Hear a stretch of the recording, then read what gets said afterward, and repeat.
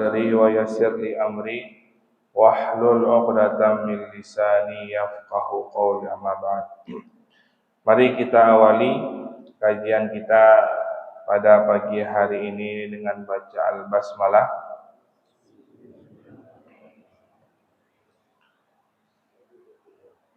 Hari ini kita tepat di tanggal 12 Sya'ban. Hitung mundurnya bertemu dengan Ramadan setengah bulan lagi, tambah 3 hari ya, setengah bulan tambah 3 hari kurang lebihnya. Nanti tinggal yang mana kita pilih, yang mau duluan atau mau belakangan gitu ya. Mana yang betul? Dua-duanya betul, Pak. Yang salah yang nggak puasa. Kemudian menjelang Ramadan ini, maka bulan Sya'ban adalah bulan persiapan. Bulan Sya'ban ini disebutkan dalam banyak riwayat, dalam banyak kisah Nabi, para sahabat itu sudah mulai membiasakan dirinya dengan memperbanyak amalan-amalan sunnah. Yang mana amalan sunnah yang perlu diperbanyak, mana yang kita suka. Karena biasanya gini, kalau nanti kita sebut, yuk perbanyak baca Quran, aduh, berat kelihatannya. Yuk perbanyak zikir, apalagi yang begitu saya tidak hafal. Yuk perbanyak sholat, cepat pusing saya kalau banyak sujud. Alasan manusia itu ada. Maka kalau ditanya amalan apa yang perlu diperbanyak, amalan yang kita senangi, amalan yang kita nyaman selama ini memperbanyaknya. Kenapa? Karena Ramadan itu adalah bulan di mana kita nanti memetik hasil, bukan mulai menanam. Hari ini pengalaman-pengalaman yang sudah biasanya Ramadan baru start semuanya. Maka sehingga terlalu ngegas di awal, pas akhir banyak yang semangatnya hilang, Pak. Ya, mending masih ada hadir gitu ya. Nanti itu yang sudah begitu di kita di sini, Pak. Yang tahun ini ya kan nggak mungkin kalau kita bilang sama saja ya. Insya Allah jauh lebih baik. Kenapa? Karena bertambahnya umur berarti mendekatnya maut. Bertambahnya umur mendekatkan kita pada alam barzah. Sekarang pilihannya adalah mau yang biasa-biasa saja atau memang mau yang spesial. Itu semua ada pilihannya di kita. Yang memilih mempersiapkan diri dengan sungguh-sungguh pasti akan banyak halangan, rintangan tentu. Tapi bukan berarti rintangan itu menjadi penghalang. Karena setiap amalan kita mulai dari bulan Sya'ban ini akan malakah, akan melekat pada diri kita sampai nanti di Ramadan. Maka harapan besar kita adalah Allah berikan kita kenikmatan dalam beribadah. Halawatul iman, manisnya iman diantaranya nikmat kita ibadah. Nikmat kita nih duduk sebentar seperti ini, karena tidak semuanya siap duduk seperti ini, Pak. Tidak semuanya ada waktu untuk duduk seperti ini, Pak. Tidak semuanya mau duduk sejenak dalam rangka untuk, kalaulah tidak ikut kajian, ada waktu yang spesial saat ini menunggu kita dari sejak salat subuh sampai waktu syuruk. Itu kata Nabi, pahalanya seperti orang yang melaksanakan haji taman dengan kesempurnaan ibadahnya. Mau haji berangkat, berarti kita tiap hari punya kesempatan untuk berangkat haji. Jadi tidak usah khawatir yang 20-30 tahun itu bonus lah gitu Pak. Kalau nyampe umur kita setelah daftar, alhamdulillah tidak nyampe. Setiap hari kita sudah nabung. Baik. Maka semalam itu kita selesai tadarus, ada 2 kupas ayat sedikit ya. Kupas ayat apa Pak Andri? Orang yang paling beruntung, orang yang paling jelek. Maka disebutkan di surah Al-Anfal di juz 9. Ayatnya saya lupa, apalagi halamannya. Kata Allah, di antara orang yang paling buruk itu adalah orang yang Allah berikan perumpamaan, orang ini tuli dan bisu.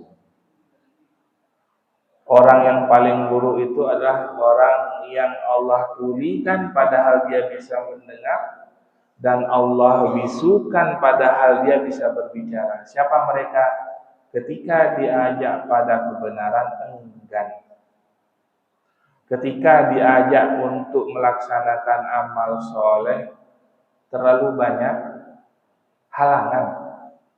Ketika diajak untuk melakukan kebaikan, terlalu sibuk dan lain sebagainya. Sehingga mafhumul mukhalafahnya kita pahami kebalikannya, maka orang-orang yang selalu menyempatkan dirinya untuk hadir dalam kebaikan dimanapun, maka itulah orang-orang yang paling baik. Dia mendengar, dia berbicara.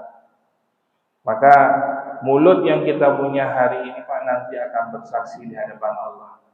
Tangan yang kita punya, kaki yang kita punya, semuanya akan bersaksi di hadapan Allah dengan apa yang hari ini sudah kita lakukan. Kaki kita melangkah ke masjid, maka setiap langkah itu akan menjadi saksi. Setiap pijakan tanah itu akan bersaksi. Bahkan disebutkan di semua tempat sujud yang pernah kita pakai itu akan bersaksi di hadapan Allah. Maka orang-orang yang alim biasanya kalau sholat pasti pindah-pindah. Tidak pakai, oh ini posisi sayap kanan, itu posisi saya. Itu saya kiri, tolong jangan diisi gitu. Tidak pakai Pak. Tidak pakai. Kenapa? Karena setiap tempat sujud kita itu, tanahnya itu akan bersaksi di hadapan Allah. Duhai Allah, aku dulu pernah dipakai oleh dia untuk sujud di bumimu. Duhai Allah, tempat aku ini pernah dipakai dulu olehnya untuk berpijak dalam melakukan kebaikan dan lain sebagainya. Maka bulan ini bulan kita memperbanyak amal. Bulan ini bulan kita merencanakan Ramadan ini lebih baik daripada yang sebelumnya. Karena banyak yang gagal dalam merencanakan Ramadannya. Banyak yang gagal karena merencanakan amal solehnya di bulan Ramadan.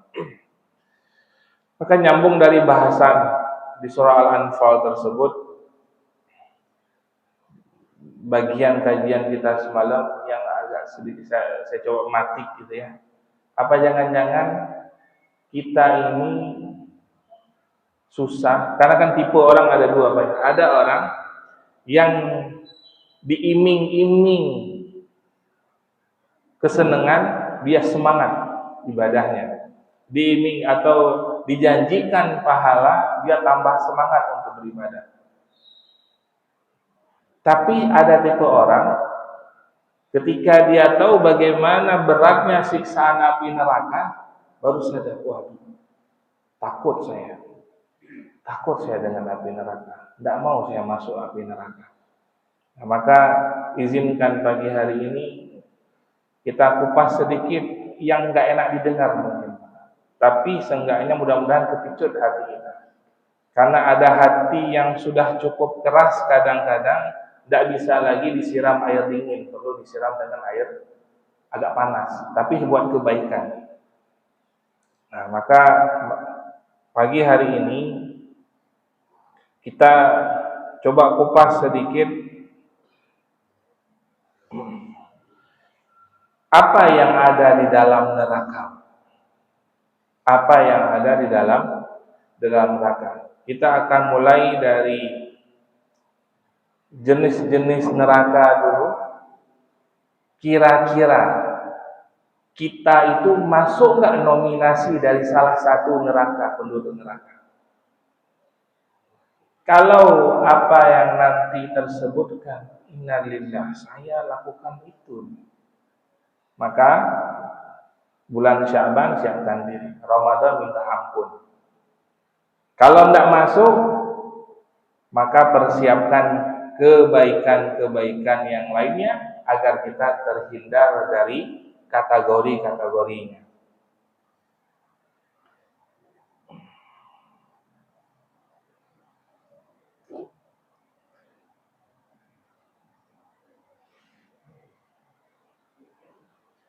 Baik.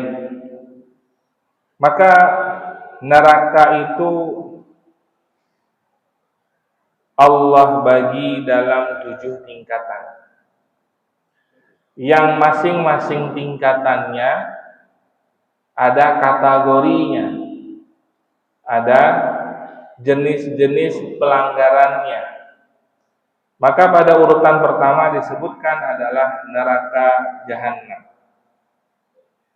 Allah berfirman di surah An-Nisa ayat 169, Innal ladzina kafaru wa zalamu lam yakunillahu liyaghfira lahum wa la liyahdiyahum tariqa illa tariqa jahannam khalidina fiha abada wa kana dzalika 'ala Allah yasir.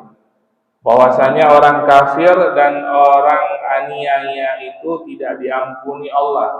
Kafir, orang menganiaya, orang yang menzolimi manusia lainnya dalam berbagai macam bentuk. Kalaulah dia itu adalah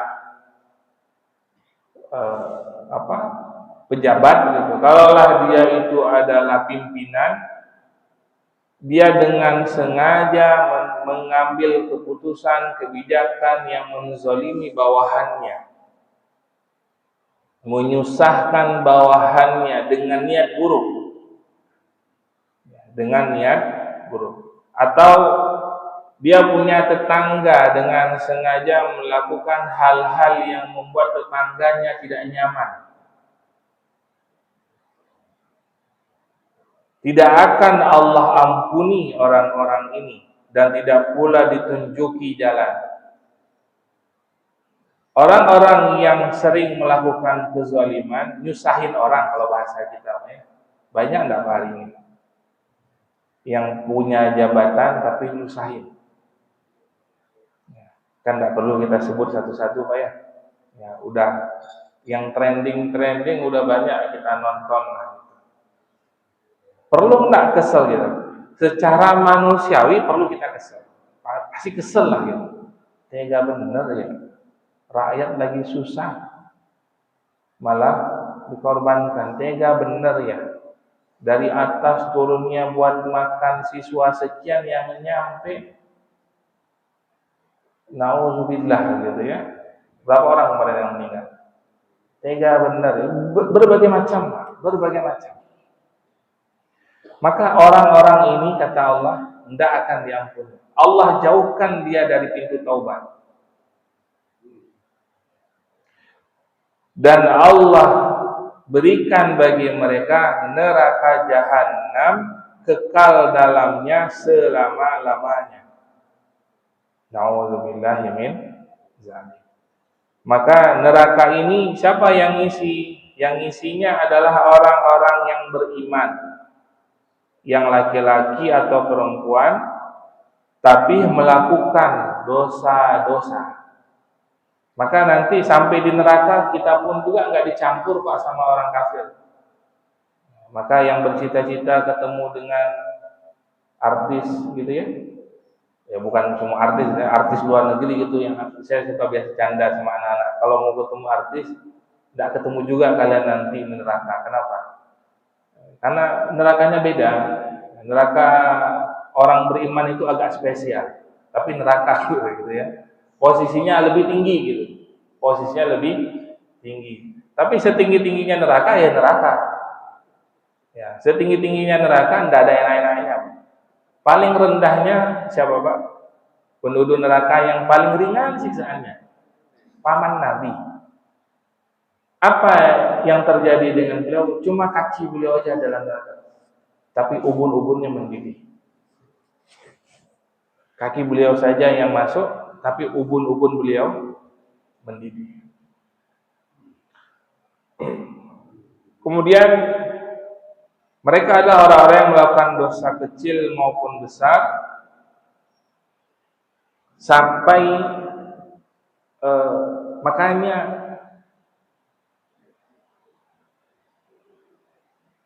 orang-orang yang beriman ini masih ada potensi juga ketika mereka betul-betul taubat nasuha. Mereka masih mendapatkan kesempatan untuk beriman. Kesempatan untuk bertobat kepada Allah. Kemudian pada urutan keduanya disebutkan neraka lazo atau luzan, tingkatan neraka di mana tempatnya orang-orang yang mendustakan agama Muslim, tapi dia hianati agama ini, dia pakai agama ini untuk menghancurkan Islam sendiri. Dia pakai ayat-ayat Allah tapi untuk menghantam muslimin sendiri. Banyak hari ini Pak, orang-orang yang pakai ayat berdalil gitu ya. Ada salah satu gitu ya, saya kesel bener dengarnya. Pernyataan dengan basic agama pimpinan gitu ya. Apa pernyataannya? Apa urgensinya alam itu untuk diperbaiki lagi setelah dirusak? Itu pernyataan. Saya yakin bahwa dengarlah ya. Apa urgensinya alam itu diperbaiki lagi setelah dirusak? Padahal ayat Al-Quran Sendiri mengatakan apa Pak? Wala tufsidu fil ardi ba'da islahiha. Ini bumi udah pernah hancur dulu, udah pernah dibinasakan penduduknya. Dulu sebelum kita tinggalin di tempat, udah pernah ditinggalin sama makhluk yang namanya jin. Udah pernah dibinasakan oleh Allah. Karena apa? Kerusakan. Maka di ayat Al-Baqarah Allah katakan wa qala rabbuka lil malaikati inni ja'ilun fil ardi khalifah qalu ataj'alu fiha may yufsidu fiha wa yasfiku dima. Malaikat protes, ya Allah ngapain lagi bikin khalifah di muka bumi? Bukankah yang dulu itu udah pernah ada? Mereka melakukan kerusakan. Tapi kata Allah, aku jauh lebih mengetahui daripada kalian semuanya. Kepada para malaikat. Itulah kita yang diberikan amanah untuk menjadi khalifah di bumi. Untuk apa? Memperbaiki. Nah ini ada manusia ngerusak. Makanya beberapa kajian pernah saya sampaikan tidak layak kalau kita bilang bencana alam, karena alam tidak pernah merusak. Tidak layak kita bilang istilahnya dengan bencana, seakan-akan kerusakan itu diakibatkan oleh alam. Padahal yang membuat kerusakan siapa? Manusia. Nah, kalau kasar kita bilang, penjahat betul. Hanya mencari keuntungan. Semua hutan habis. Inilah orang-orang yang memakai ayat Al-Quran dengan maksud, dengan dalil ya, mensejahterakan rakyat, dengan dalil meningkatkan perekonomian. Mana yang meningkat? Siapa yang nikmatin? Tidak ada. Maka orang-orang ini siap-siap. Kalau kata malaikat mungkar nakir, udah lama ketunggu kau. Ya, pas masuk yang kubur itu, udah lama ketunggu. Ya. Jahat betul kamu dengan manusia. Maka bagi mereka neraka lazza. Firman Allah di surah Al-Lail, Bismillahirrahmanirrahim. Fa'anzartukum naran talazza la yaslahuha illa al-ashqa alladzi kadzdzaba wa tawalla. Orang pakai dalih-dalih agama untuk kepentingan. Maka yang ketiga disebutkan ada neraka namanya neraka hatamah. Siapa penghuninya? Mereka adalah orang-orang yang hanya lalai memikirkan dunia tanpa mengerjakan kebutuhan atau kepentingan untuk ibadah. Sibuk betul dengan dunia, Pak. Kenapa tidak sholat? Yuk sholat, entar laporan belum selesai nih. Yuk sholat, tanggung nih, masih rapat, dikit lagi. Yuk sholat, ntar nih ada telepon, nih kalau nggak saya angkat nanti deal kontraknya batal nih. Yuk sholat, nggak enak, kamu udah jauh-jauh datang, masa saya tinggal? Yuk sholat, macam-macam alasannya. Memang setan mengajarkan manusia bukan untuk tidak mau sholat, tapi dibuat kita cinta terlalu besar dengan dunia sehingga apa yang menjadi pekerjaan kita itu kita lebih dahulukan daripada datang kepada Allah. Kadang konsepnya lucu, kadang kita terbalik-balik cara mikir, Maya. Yang ngasih rezeki Allah, yang memudahkan urusan kita Allah, yang melimpahkan rezeki kita Allah. Tapi dipanggil untuk mendekat ke yang Maha Pemberi, tidak mau. Maaf gitu ya, kita ngasih uang nih, ini ambil uang, tidak mau datang. Sibuk aja dia dengan caranya dia. Maka tidak salah kadang-kadang ketika dia menjadi kaya seperti Qarun, Pak, atau seperti Sa'labah. Gimana, Pak? Datang sahabat minta zakat gitu. Udah waktunya kamu mengeluarkan zakat. Kata Sa'labah, ini kan hasil usaha saya. Ngapain saya ngeluarin zakat? Capek-capek saya ngurusinnya. Tidak mau. Balik ke Nabi, lapor, ya Rasul, Sa'labah udah beda nih, bukan Sa'labah yang dulu. Dimintain zakat kamu ya Rasul. Kata Nabi, udah, jangan minta lagi. Yang terjadi apa? Sedikit demi sedikit gembalaannya mati hilang sampai dia sadar, jangan-jangan ini karena saya tidak bayar zakat. Datang ke Nabi, ya Rasul, saya ingin menyerahkan zakatku. Kata Nabi, udah selesai. Udah balik aja. Bawa itu semua dombamu, makan. Silakan ambil semuanya. Tidak ada satupun yang tersisa dari apa yang dia simpan. Maka dunia ini butuh kita dengan dunia, bukan tidak butuh, tapi jangan sampai dilalaikan. Butuh kita dengan dunia, berbanyak-banyak dengan dunia. Sahabat-sahabat Nabi orang-orang kaya, bukan tidak boleh kaya. Tapi kekayaannya sepenuhnya diberikan untuk agama, sepenuhnya untuk mensupport agama. Khadijah, orang terkaya nomor 1 di Mekah. Sayyidina Abu Bakar, Utsman bin Affan, Umar bin Khattab, Abdurrahman bin Auf. Itu saudagar-saudagar yang terkenal namanya dengan kelimpahan hartanya.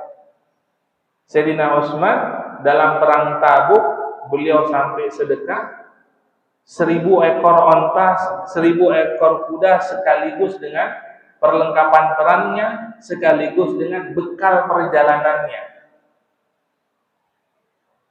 Kalau kita hitung rupiah hari berapa?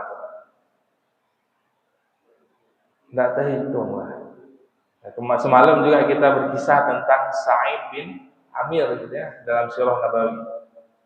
Sayyidina Umar melihat gubernurnya di Hamas, miskin betul, sampai dalam golongan orang gubernur, Pak.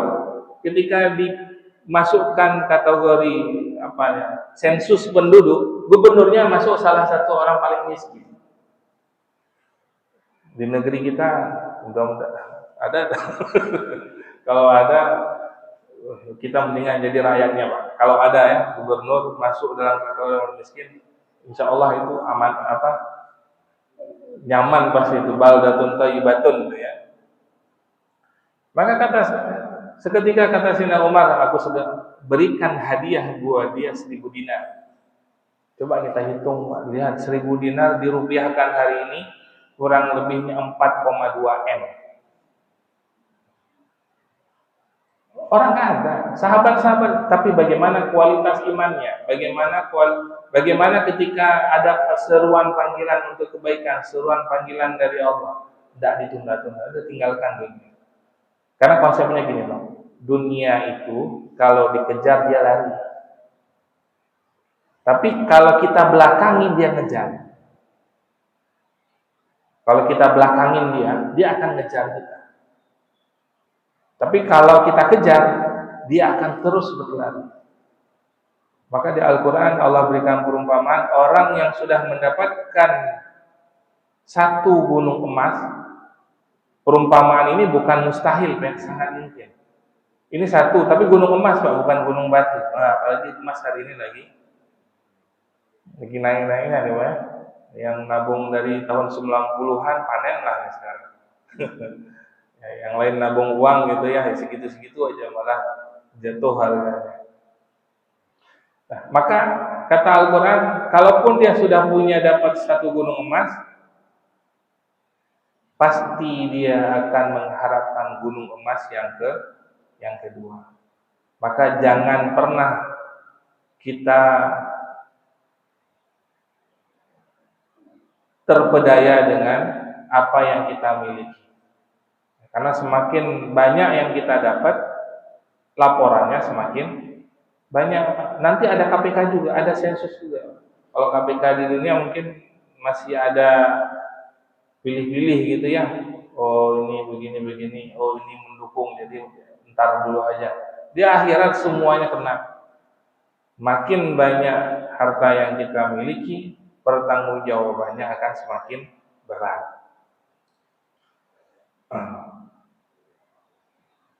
Maka ada dalam kisah gini ya, sahabat itu dalam sebuah kajian Nabi menyampaikan, maka orang yang paling banyak hisabnya adalah orang kaya, dan orang yang paling ringan hisabnya adalah orang miskin. Selesai kajian, Pak, sahabat itu lomba-lomba menghabiskan hartanya. Tapi dengan iman, Pak. Tapi ini saya nyampaikan begini, nanti jangan disalah sangka. Imannya sudah siap gitu, Pak ya. Sayyidina Umar, Sayyidina Abu Bakar, kalau sedekah kata Nabi, berapa banyak yang kamu tinggalkan? Yang aku tinggalkan di rumahku hanya Allah. Yang aku tinggalkan di rumahku hanya hartaku, dah ini semuanya ambil. Silakan ya Rasul pakai buat dakwah. Kalau kita belum sampai pada tahap itu, setidaknya jangan sampai kita dilalaikan oleh dunia. Kemudian neraka yang keempat adalah neraka sa'ir. Siapa penghuninya? Yaitu orang yang tidak mau mengeluarkan zakat, atau bagi mereka yang mengeluarkan tapi tidak pada porsinya. Ada sebuah literasi mengatakan, kajian ilmiah, kalau seandainya seluruh muslim, orang beriman yang berhak mengeluarkan zakatnya sesuai dengan kewajibannya, maka dipastikan di Indonesia tidak ada orang miskin. Kalau semua orang muslim yang beriman, kita tidak bilang orang Nasrani, tidak bilang di luar muslim orang beriman, orang Islam, semua yang berhak mengeluarkan zakat, dia tunaikan zakatnya, maka tidak ada di Indonesia orang miskin. Dahsyatnya zakat tuh. Dahsyatnya zakat. Maka biasanya kita ingatnya zakat fitrah gitu ya, yaitu udah kewajiban di bulan Ramadan. Tapi ada zakat mal. Paling mudah, paling gampang kita pakai tolak ukurnya adalah bulan Ramadan untuk mengeluarkannya karena keutamaan bulan dan harinya. Maka kalau ada tabungan kita hari ini yang idle gitu tidak kepake, seukuran 85 gram emas. Berarti berapa itu Pak hari ini? 83 gram emas. 100-an. 200-an. Ada 200 yang dari tahun kemarin sampai Ramadan ini yang 200 itu tidak pernah berkurang. Maka keluarkan zakat malnya. Ya, keluarkan zakat malnya. Takarannya 85 gram emas. Ada haul, ada nisab. Nisabnya itu tadi 85 gram emas. Haulnya itu sudah dimiliki selama 1 tahun. Kalau belum dimiliki selama 1 tahun, boleh nggak mengeluarkan? Boleh, maksudnya sedekah. Jangan, oh saya udah keluarkan zakat. Kadang gini Pak, kita karena termotivasi bagus, tapi secara konsep fikihnya tidak masuk. Motivasinya bagus. Jadi saya potong bulanan aja lah zakatnya. Potong bulanan aja zakat. Boleh enggak? Semangatnya boleh. Pahalanya ada.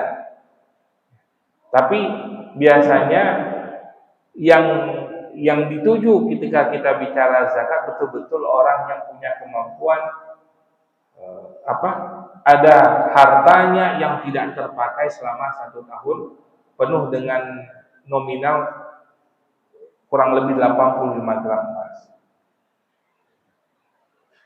Kemudian, nah ini neraka sa'ir bagi mereka yang enggan membayar zakat. Allah berfirman di surah An-Nisa, "Innal ladzina ya'kuluna amwalal yatama dzulman, innama ya'kuluna fi butunihim nara wa sayaslawna sa'ira." Bahwasanya orang-orang yang makan harta anak yatim dengan aniaya sesungguhnya mereka makan api sepenuh perutnya dan nanti mereka akan dimasukkan dalam neraka sa'ir. Masuk juga ini neraka bagi orang-orang makan harta anak yatim, tidak mau enggan mengeluarkan zakat. Kemudian yang kelima adalah neraka sakhar. Siapa mereka yang masuk ke dalamnya? Adalah orang-orang yang berbohong tentang keberadaan Allah, menyembah selain Allah. Ini buat orang kafir, ya. Menyembah zat yang keluar dari sifat Allah, menyembah patung, ya, menyembah manusia, menyembah macam-macam lah ya. Orang namanya menyembah selain Allah. Kalau di kita ada yang menyembah pohon, ya, ada pohon besar, ya, diritualkan di situ jangan dekat-dekat, di situ ada penghuninya. Ya, kalau lewat pohon itu buka sendal lari. Macam-macam ya, atau ada batu yang dikeramatin, macam-macam ya. Maka mereka ini nanti akan Allah masukkan dalam neraka sakhar. Allah sebutkan di surah Al-Muddatsir ayat 40 sampai 46. Kemudian neraka berikutnya adalah neraka jahim. Neraka jahim Allah diperuntukkan bagi orang-orang kafir dan orang yang mendustakan agama. Nih, yang masuk bagian kita, Pak, berarti yang dari nomor 1 sampai nomor 4 tadi. 5 ke bawah ini memang neraka spesial buat orang-orang yang tidak beriman, gitu ya. Kemudian yang keenam neraka jahim, orang yang kafir dan mendustakan agama. Kemudian yang terakhir yaitu neraka hawiyah, diperuntukkan bagi orang, inilah neraka yang berada paling bawah atau keraknya neraka. Neraka kalau kita nyemplung, skydiving gitu ya, dari atas mulut neraka itu nyampe bawah 70 tahun. Orang udah lupa kita pernah terjun gitu ya. Kalau di dunia Lupa sampai siapa itu yang terjun kemarin, belum nyampe-nyampe gitu ya. 70 tahun dengan ukuran dunia. Makanya di akhirat itu sehari akhirat sama dengan 1000 tahun dunia. Maka 70 tahun itu tidak lama-lama banget untuk ukuran akhirat. Ini adalah keraknya neraka, akan ditempati ketika matinya tidak membawa iman dan Islam. Apinya hitam dan sudah dibakar 1000 tahun lamanya. Api ternyata semakin lama dinyalakan bukan biru dia. Kalau biru itu buat masak. Ada api yang paling panas betul, itu api yang sampai hitam warnanya. Wallahu a'lam bagaimana bentuknya gitu ya. Disinilah tempat orang yang berdosa berat yang akan disiksa. Nah, ini diantara penghuninya Fir'aun, itu penghuni Namrud, ya, ini penghuni kerak neraka hawiyah. Baik, ini dari kategori 7 kategori Pak. 4 ke bawah tadi bukan masuk bagian kita. 1 sampai 5 ke bawah bukan masuk bagian kita. 1 sampai 4 tadi.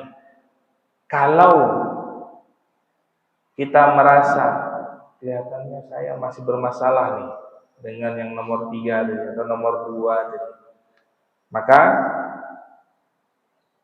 badan kita masih diberikan umur panjang, kita manfaatkan untuk minta taubat, minta ampun, taubat nasuha kepada Allah. Karena Sya'ban Ramadan inilah waktu yang paling tidak ada yang mustahil. Dosa saya terlalu banyak, kata Allah, kalaupun hambaku datang dengan dosa mil'us samawati wal ard, yang mana dosanya sebanyak langit dan bumi, datang kepada Allah, kita minta ampun, astaghfirullah, mohon ampun sama Allah, ditambah dengan taubat nasuha, kata Allah, aku hapuskan dosanya. Rahim betul Pak Allah kita ini. Rahim betul Pak. Nabi Musa pernah ditegur oleh Allah Pak. Karena apa? Karena Fir'aun di akhir hayatnya, ketika mau sakaratul maut, dia ingin taubat. Duhai Musa, aku beriman, aku ingin taubat, minta taubat, ingin beriman. Tidak. Duhai Musa, tidak. Ditambah lagi oleh malaikat, disumpul pakai pasir mulutnya. Ya, disumpul pakai pasir. Makanya jasad Fir'aun yang sekarang ditemukan, salah satu kajiannya, salah satu yakin betul ini Fir'aun apa? Di mulutnya penuh dengan pasir waktu ditemukan. Kan Fir'aun ini kan ditemukan baru abad-abad kesini, Pak. Maka Nabi Musa ditegur oleh Allah, duhai Musa, apa yang kau lakukan? Andai saja, kata Allah, Fir'aun meminta ampunan kepadaku, aku berikan ampunan baginya pada permintaan yang pertama. Fir'aun minta ampun sama Musa nggak mau ngampuni. Nggak mau, mati aja. Udah jahat betul kamu. Nggak mau, kata Musa. Akhirnya Allah menegur, wahai Musa, andai saja Fir'aun itu minta ampunan kepadaku, pada permintaan pertama itu sudah aku ampuni. Rahim betul Allah itu. Sayang betul sama hambanya. Maka betapapun banyak dosa yang kita miliki hari ini, datang kepada Allah, kita bawa dalam sholat kita minta ampun. Enggak hanya sholat taubat, dalam sholat fardu. Ya Allah, kalaulah ini sholat terakhir pun, jadikan ini sebagai penggugur dosa. Setiap sujud kita, ya Allah, ampuni dosa khilaf. Jauhkan aku dari orang-orang yang menjerumuskanku dalam maksiat, menjerumuskanku dalam dosa-dosa. Setiap sholat, Pak, setiap keadaan kita minta boleh. Kata Allah, kalau kita datang dengan penuh ikhlasan, Allah tidak peduli. Wala ubali, tidak peduli saya. Tidak peduli. Berapapun banyak dosamu, walaupun seperti buih di lautan.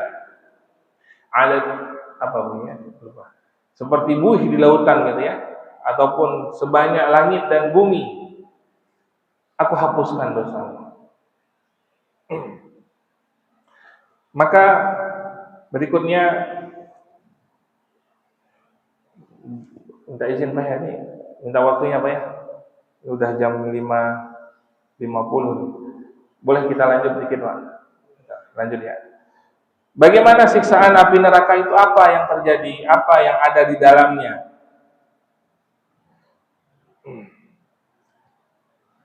Allah berfirman di surah At-Tahrim ayat 6. Wahai orang-orang yang beriman, peliharalah dirimu dan keluargamu dari api neraka yang bahan bakarnya adalah manusia dan batu.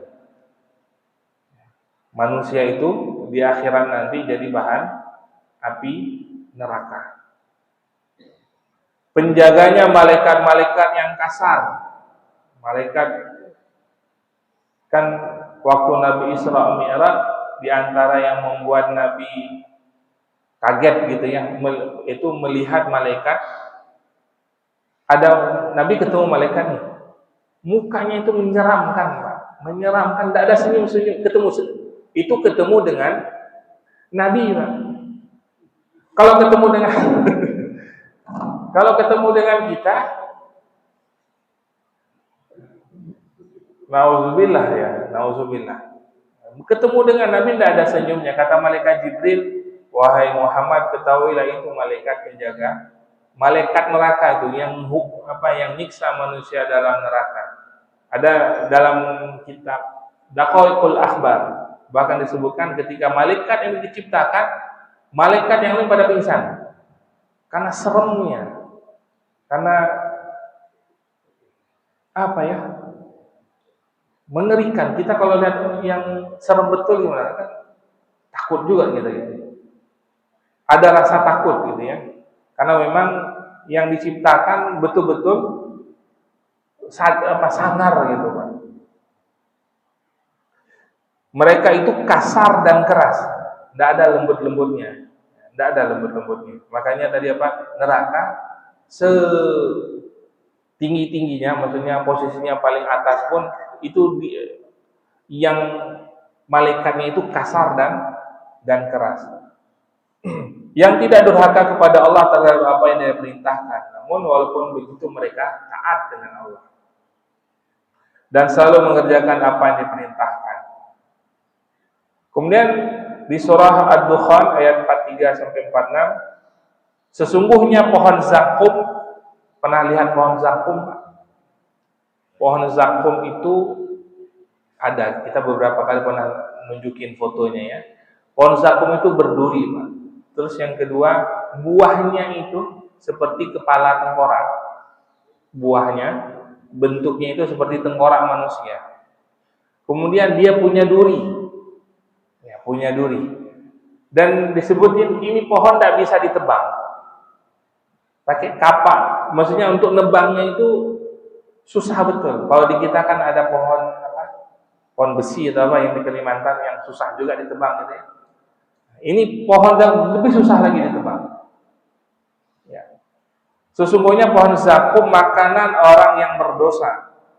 Ia seperti cairan tembaga yang mendidih di dalam perut, seperti mendidihnya air yang sangat panas. Kemudian yang ketiga, siksaan yang di surah An-Nisa ayat 56. Setiap kali kulit mereka hangus, kami ganti kulit mereka dengan kulit yang lain, agar mereka terus merasakan azab. Siksa neraka Pak. Dalam hadis yang lain disebutkan, gerahannya penduduk neraka itu sebesar gunung. Kalau giginya sebesar gunung, manusianya sebesar apa? Kan besar banget. Kenapa dibesarkan? Karena semakin besar badannya, lipatan sakitnya akan semakin besar. Karena kan kalau kecil, cuma dikit nih. Badan kita lihat sama malaikat yang besarnya, ngepak sayap timur sama barat ketutup Pak. Kalau nyiksa kita Kayak kita mungkin lihat semut masih besaran semut gitu ya. Ini gitu ya. Makanya Allah besarkan penduduk neraka liyadul adab, supaya mereka merasakan pedihnya azab. Setiap kali kulitnya hangus terkelupas, rontok dari tubuhnya, Allah tumbuhkan kulit yang baru. Allah tumbuhkan daging yang baru. Mati, hidup lagi, mati, hidup lagi. Terus aja seperti itu. Dan malaikat tidak ada rasa kasihan, tidak ada rasa kasihannya. Tidak orang yang ham bilang, tidak berperi kemanusiaan. Gimana tidak berperi kemanusiaan? Ketika hidup jahat betul dengan manusia. Allah berikan balasannya. Kemudian di hadis Nabi disebutkan yang diriwayatkan oleh Abu Hurairah bahwa api neraka dinyalakan selama 1000 tahun hingga menjadi merah. Kemudian dinyalakan lagi 1000 tahun hingga menjadi putih.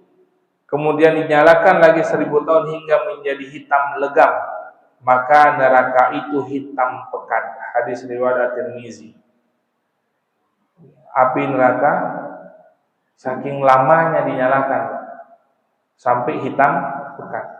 Dalam riwayat disebutkan maka ketika awal penciptaan bumi, malaikat penjaga bumi kata Allah minta buat energi bumi, minta apinya dari neraka. Mau ngambil banyak Pak? Oh banyak. Kata penjaga, kamu bawa segitu, itu bukan menjadi energi buat bumi, hangus bumi. Akhirnya dikasih cuma 1 titik Pak. 1 titik dari api neraka itu diambil, dibawa ke bumi. Itulah diantaranya api yang kita rasakan hari ini. Panas api bumi, lahar, lava dan sebagainya, itu 1 titik dari api neraka. Maka kalau baru kena bakar saja sudah menjerit, kena korek nih, ya kena korek saja kita sudah menjerit, udahlah, tidak perlu nanya bagaimana siksa neraka. Kalau panasnya matahari saja kita sudah ngeluh, udahlah, tidak perlu tahu bagaimana siksa neraka. Tidak perlu kita nyoba-nyoba gitu ya, tidak apa-apa, kan nanti juga masuk surga. Iya, orang beriman akan masuk surga. Tapi tidak perlu cita-cita mampir. Masa perlu cita-cita mampir dulu. Udah lurus-lurus aja kita. Tidak ada enak-enaknya di sana. Kemudian yang berikutnya hadis yang lainnya yang diriwayatkan dari diriwayatkan al-muttafaqun alaih, sesungguhnya di surga ada telaga Al-Haud. Jarak antara keduanya tepinya sejauh perjalanan sebulan. Telaga Haud perjalanan sebulan. Perjalanan sebulan sampai mana Pak? Jauh lah intinya Pak ya. Airnya lebih putih dari air susu, lebih manis dari madu. Barang siapa meminumnya, dia tidak akan haus selamanya. Yang paling banyak datang adalah umatku, lalu ada orang dari umatku yang dihalau darinya, seperti unta yang dihalau dari telaganya. Aku memanggil mereka, kemarilah, lalu dikatakan, sesungguhnya mereka telah mengganti ajaranmu sepeninggalmu. Maka aku berkata, celakalah, celakalah. Maka nanti semua manusia akan diarahkan melewati telaga Haud yang panjangnya jadi 1 bulan perjalanan. Namun ada para malaikat yang menjaga. Ketika yang mendekatinya adalah yang tidak beriman, maka dihalau. Jangan lewat sini ke sana. Itu jalan kalian.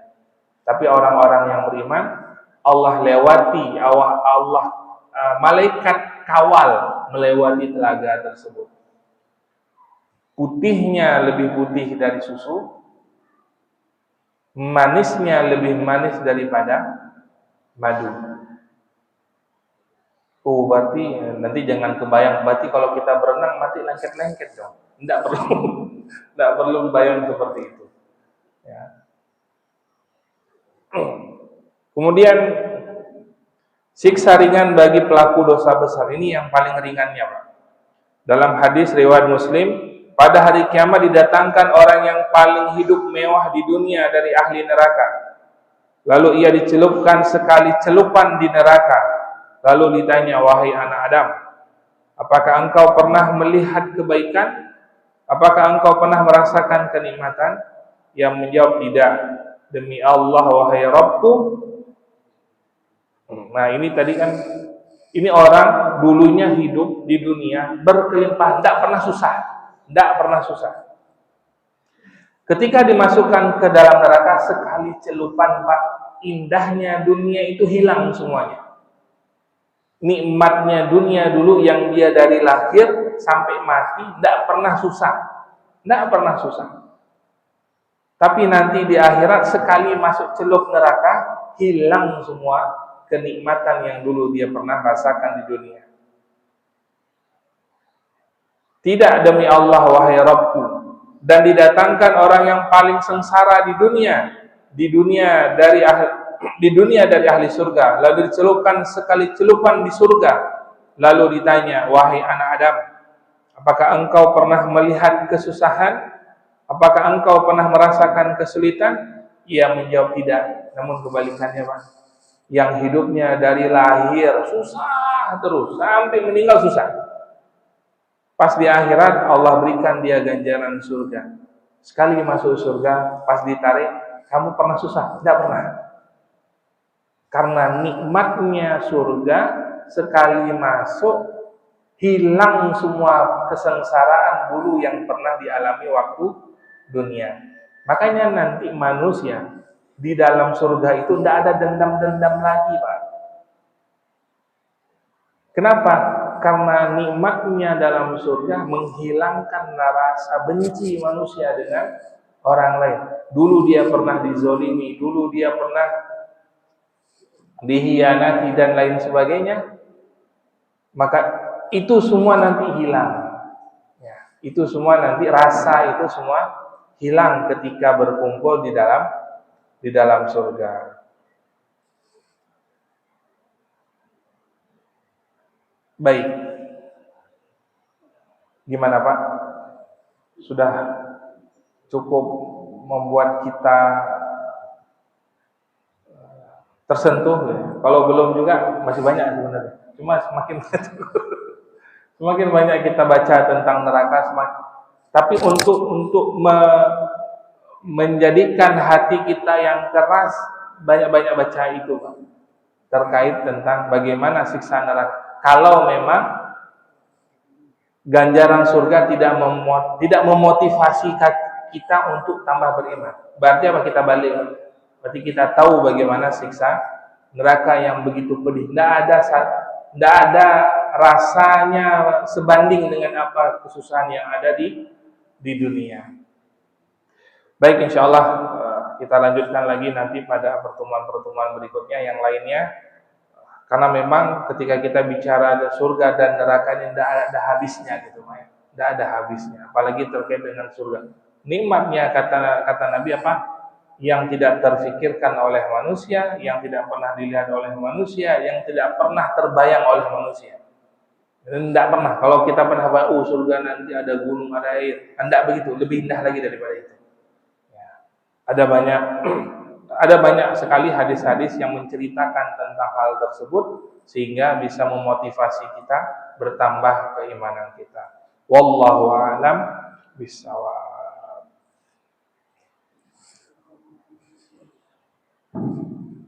Nah, baik, Pak. Untuk menambah ini, Assalamualaikum warahmatullahi wabarakatuh. Waalaikumsalam. Untuk menambah semangat menanyakan mengenai fadilah daripada kita membaca surat Al-Qur'an. Yang kedua, membaca surat sekaligus kita membaca surat Al-Rahman, membaca surat Al-Waqiah, membaca tadi di dalam satu waktu. Mungkin ada fadilah apa itu yang pertama di surat Al-Qur'an, yang kedua dari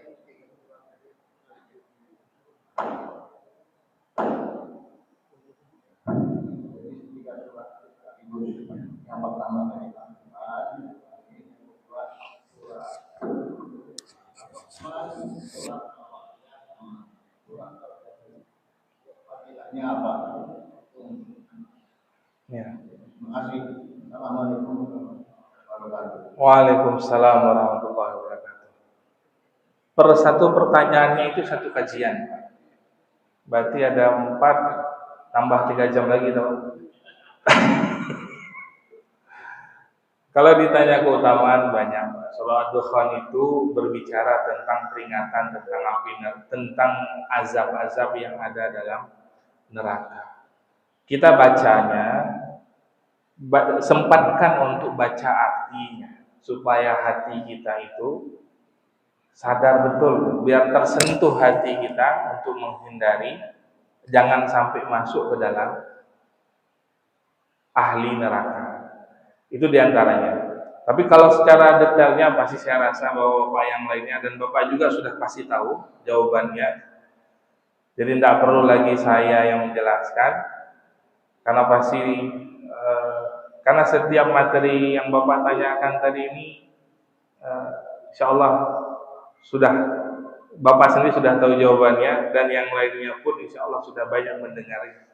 Jadi saya satu ya tadi yang Ad-Dukhan, saya coba jelaskan. Ayat di situ banyak berisi tentang peringatan, banyak berisi tentang azab, banyak berisi tentang siksaan yang ada di dalam neraka. Ketika membacanya, seenggaknya hadirkan hati kita baca maknanya supaya kita tidak termasuk dalam golongan orang-orang yang diceritakan dalam surat tersebut. Kurang lebihnya begitu Pak Artono. Baik, ada lagi Pak? Cukup lah ya. Cukup. Baik. Sebelum kita akhiri, mari kita berdoa semoga Allah berikan kita kesehatan, selamat iman sampai menjelang Ramadan dan berakhirnya Ramadan. A'udzubillahi minasyaitonirrajim. Bismillahirrahmanirrahim. Allahumma barik lana fi Rajab wa Sya'ban wa balighna Ramadan. Allahumma barik lana fi Rajab wa Sya'ban wa balighna Ramadan. Allahumma hawwin 'alaina fi sakaratil maut wan najata minan nari wal 'afwa 'indal hisab.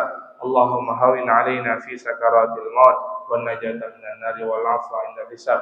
Allahumma ighfir lana wa liwalidayna warhamhuma kama rabbayana shaghira.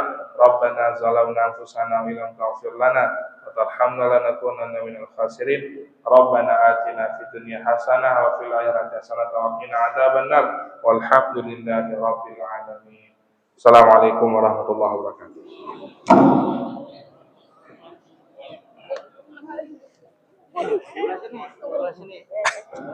Hati-hati, jangan. Hati-hati lah.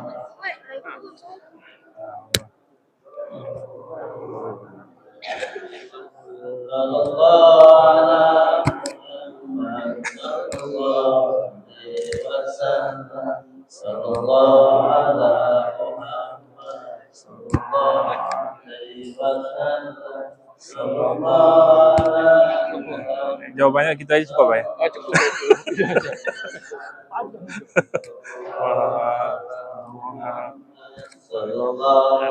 Cukuplah jawabannya kita. Alhamdulillah. Jawabannya cukup begitu aja tadi ya. Jadi kalau ilmunya. Ya. Jawabannya bijak selalu, Ustaz. Panjang itu sama. Waalaikumsalam. Coba sama. Sallallahu alaihi wasallam. Sallallahu alaihi wasallam. Sallallahu ala Muhammad. Ya Allah. Sallallahu ala Muhammad. Sallallahu alaihi wasallam. Sallallahu ala Muhammad. Sallallahu. Singkat jawabannya biar. Sallallahu alaihi wasallam. Sallallahu ala Muhammad. Sallallahu. Oh ya itu. Bagus. Muhammad sallallahu alaihi wasallam. Sallallahu alaihi. Terima kasih pada Ustaz. Assalamualaikum. Sehat. Siapa ya? Sallallahu alaihi